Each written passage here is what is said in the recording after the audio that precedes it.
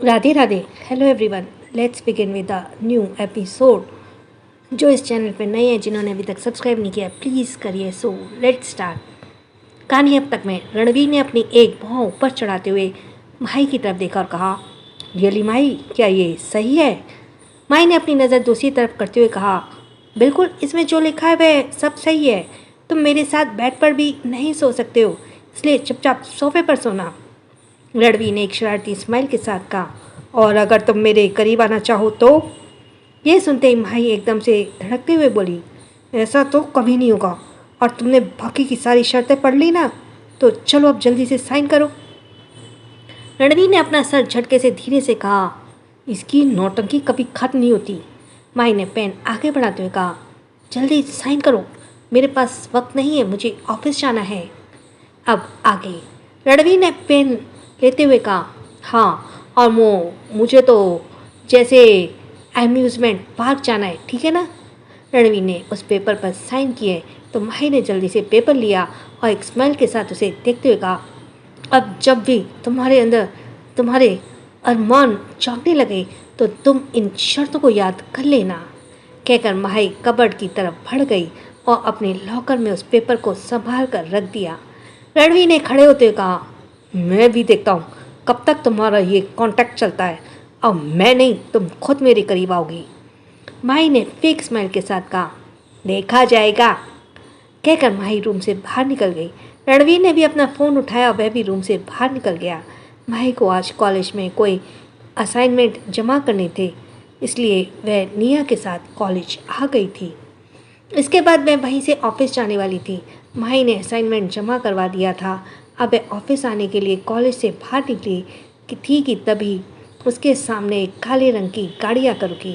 माही सवालिया नज़रों से उस गाड़ी को देख रही थी, लेकिन काफ़ी देर तक उस गाड़ी से कोई भी बाहर नहीं आया। तो वह अपनी गाड़ी की तरफ बढ़ गई और गाड़ी का पीछा सीट का डोर ओपन कर पीछे की तरफ बैठ गई। फियर्ड ईवर से गाड़ी आगे बढ़ने लगी। फिड एवर आई डोंट नो बढ़ने लगी और कहा, वही उस ब्लैक कलर की गाड़ी में एक शख्स बैठा हुआ था, जिसने अपनी आंखों पर ब्लैक कलर का चश्मा चढ़ाए हुए था और वह लगातार माही को देख रहा था। दरअसल वह अपनी साइड का डोर ओपन कर बाहर आने ही वाला था। तभी उसकी नज़र माही की गाड़ी के पीछे ही उनके बॉडीगार्ड की गाड़ी पर पड़ी, जिसे देखकर उसने बाहर आने का ख्याल छोड़ दिया। माही की गाड़ी आगे बढ़ गई और वो उसके पीछे पीछे ही उसके बॉडीगार्ड्स की गाड़ी भी चल रही थी। जब उस शख्स ने देखा माही की गाड़ी आगे बढ़ गई है तो उसने अपने ड्राइवर से कहा, तुम बाहर निकलो, गाड़ी मैं खुद ड्राइव करूँगा। ड्राइवर ने हाँ में सिर हिलाया और गाड़ी से बाहर निकल गया। ड्राइवर के बाहर जाते ही उस शख्स ने अपने बगल में रखे हुए एक बैग की तरफ सरसरी निगाह के साथ देखा और कुछ ही देर में उस शख्स ने बैग में रखे सामान से अपना हुलिया पूरी तरह से बदल लिया। अब उसके चेहरे पे एक सफ़ेद रंग की दाढ़ी थी, फिर वह सफ़ेद बालों का विग, आंखों पर नज़र का मोटा चश्मा। वह गाड़ी से बाहर आया और ड्राइविंग सीट संभाल ली और कुछ ही देर में गाड़ी स्टार्ट करके आगे बढ़ गया। उसकी गाड़ी लगातार माही की गाड़ी का पीछा कर रही थी। हालांकि माही की गाड़ी काफ़ी पहले वहां से निकल चुकी थी, लेकिन उस शख्स ने जैसे पहले से माही के शेड्यूल्स के बारे में पता था कि माही किस वक्त रजावत पहले से बाहर निकलेगी और कब वह कॉलेज जाएगी और कॉलेज के बाद वह कहाँ जाने वाली है। कुछ ही देर में उनकी गाड़ी एक सुनसान रोड पर दौड़ने लगी। माही का ऑफिस कॉलेज से काफ़ी दूर पड़ता था, इसलिए उन्हें ऑफिस पहुंचने में थोड़ा वक्त लगने वाला था।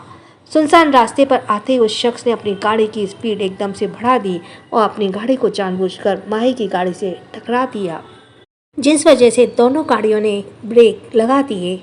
और वह देखकर वो गार्ड्स जल्दी से अपनी गाड़ी से बाहर आए और उन्होंने उस शख्स की गाड़ी को घेर लिया। एक गार्ड ने माही की स्पीड साइड की विंडो पर टैप किया। माही ने विंडो नीचे की और थोड़ा परेशान होते पूछा, कौन था वह, ऐसे हमारी गाड़ी को टक्कर क्यों मारी? उस गार्ड ने कहा, वह हम अभी पता कर लेंगे मैम, पर आप ठीक तो है ना? तो माही ने कहा, हाँ मैं ठीक हूँ, पहले देखिए ये शख्स भी ठीक है ना? गार्ड ने अपना सिर हाँ में हिलाया और शख्स के साइड के विंडो पर टैप करने लगा। कुछ ही देर में उसकी साइड का डोर ओपन हुआ और वह शख्स अपने हाथ में एक छड़ी के सहारे बाहर आया। वो अब देखने में बहुत ही ज़्यादा बुजुर्ग नज़र आ रहा था। गार्ड ने उसे ऊपर नीचे से देखा और फिर पूछा, क्या आप ध्यान से गाड़ी नहीं चला सकते? आपकी वजह से एक बड़ा हादसा हो सकता था। माई ने जब देखा कि उसे गाड़ी से एक बहुत ही बूढ़ा इंसान बाहर निकला है तो वह गाड़ी का डोर ओपन कर बाहर आ गई और वह शख्स के पास आते बोली, आप ठीक तो है ना? आपको कोई चोट तो नहीं लगी? वह शख्स जो बहुत कुछ बोलने ही वाला था उसने माई की तरफ देखा और बहुत ही कांपती हुई आवाज़ में कहा, हाँ बेटा, मैं बिल्कुल ठीक हूँ। क्या है ना, मुझे ज़रूरी काम से जाना था। इस वजह से मुझे थोड़ी जल्दी भी थी, पर अचानक ही मेरी आंखों आगे अंधेरा छा गया और मेरी गाड़ी तुम्हारी गाड़ी से टकरा गई। इसलिए मैं तुमसे माफ़ी मांगता हूँ। माई ने कहा, नहीं अंकल, आप माफ़ी मत मांगिए, आपने कोई जानबूझकर तो नहीं किया है ना? उस शख्स ने कहा, हाँ बेटा। तभी वह शख्स एकदम से लड़खड़ाया और इससे पहले कि वह गिरता, गार्ड ने उसे संभाल लिया। माही ने कहा, क्या हुआ अंकल, आपकी तबीयत ठीक नहीं है क्या? तो शख्स ने कहा, हाँ बेटा, पता नहीं क्यों मुझे चक्कर आ रहे हैं। माही ने कहा, एक काम करती हूँ, आपको पहले हॉस्पिटल ले चलती हूँ। तो शख्स ने कहा, नहीं बेटा, तुम कहाँ मेरे परेशान हो रही हो? तुम्हें तो कुछ ज़रूरी काम से जाना होगा ना, तुम जाओ, मैं जैसे तैसे यहाँ से चला जाऊँगा। माही ने कहा, अंकल, मैं अपना काम बाद में भी कर लूँगी, पर मुझे आपकी तबीयत ठीक नहीं लग रही है, मैं आपको हॉस्पिटल छोड़कर वहाँ से अपनी कंपनी निकल जाऊँगी। उस शख्स ने हल्का सा मुस्कुरा और कहा, आजकल के ज़माने में कौन किसकी परवाह करता है, पर वाकई में बहुत अच्छी बच्ची हो जो मेरी मदद कर रही हो। माई ने गार्ड से कहा, इन्हें मेरी गाड़ी में बैठा दीजिए। गार्ड ने कहा, ठीक है मैम, और उस शख्स को पकड़कर माई की गाड़ी की पिछली सीट पर बैठा दिया। माई भी आकर पिछली सीट पर बैठ गई। गाड़ी को डोर बंद करते ही ड्राइवर से कहा, ड्राइवर अंकल, गाड़ी हॉस्पिटल ले चलिए। ड्राइवर ने गाड़ी स्टार्ट कर दिया, वहाँ से आगे बढ़ गया। कुछ ही देर में वे लोग हॉस्पिटल के एक रूम में मौजूद थे। माई वहीं बेड के बगल में ही खड़ी हुई थी और डॉक्टर उस शख्स के चेकअप कर रहे थे। डॉक्टर ने चेकअप करने के बाद कहा, मुझे ऐसी कोई प्रॉब्लम तो नज़र नहीं आ रही है, शायद वीकनेस की वजह से चक्कर आ गया होगा। मैं एक इंजेक्शन लगा देता हूँ जो उनकी वीकनेस को दूर कर देगा। कहकर डॉक्टर ने एक सीरीज में दवा भरी और शख्स की बाहों में लगा दिया। उसके बाद डॉक्टर ने कहा, आप कुछ देर आराम कीजिए, फिर आप घर जा सकते हैं। कहकर डॉक्टर रूम से चला गया और अब माही उस शख्स के साथ उस रूम में अकेली थी। माही ने कहा, अंकल, मैं आपको आपके घर छोड़ दूँगी, उसकी बाद में चली जाऊँगी। तो उस शख्स ने कहा, बेटा, मेरे लिए इतना परेशान मत हो। तो माही ने कहा, नहीं अंकल, मैं परेशान नहीं हो रही, आप चिंता मत कीजिए, मैं यहीं हूँ। कहकर माही वहीं चेयर पर ही बैठ गई।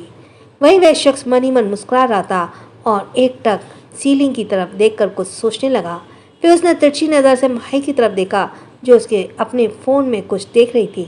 कुछ देर बाद उसने अपनी चुप्पी तोड़कर कहा, वैसे तुम्हारे माँ बाप का क्या नाम है?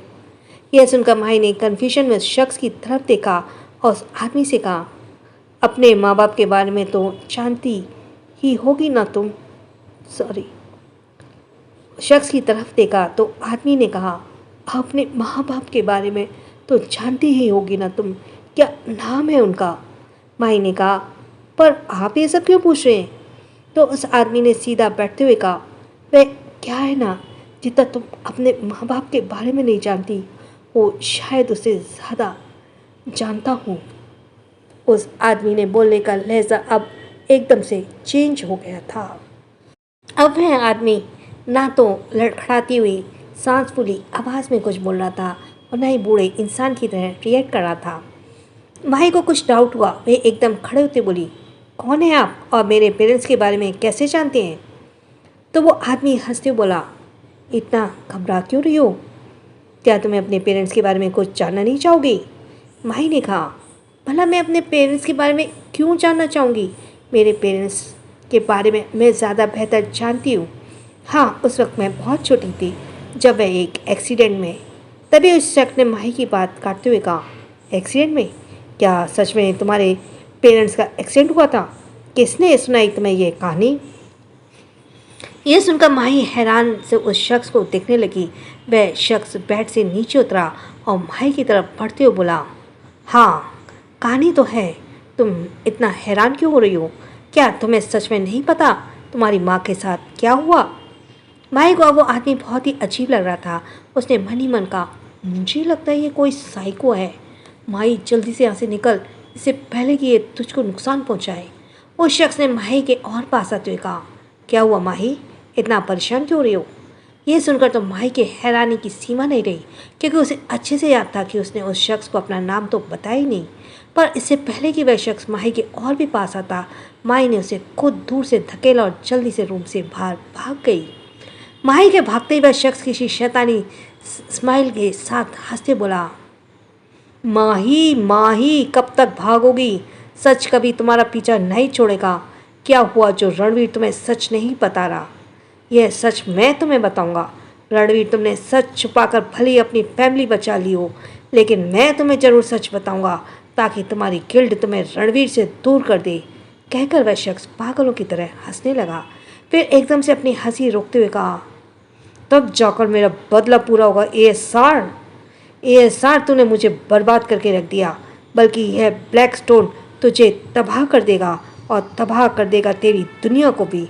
अब देखता हूँ कैसे बचाता है तू अपने परिवार को इस तबाही से।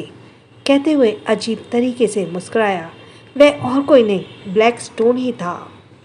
So thanks for listening. छोटों को प्यार, बड़ों को सम्मान। राधे राधे।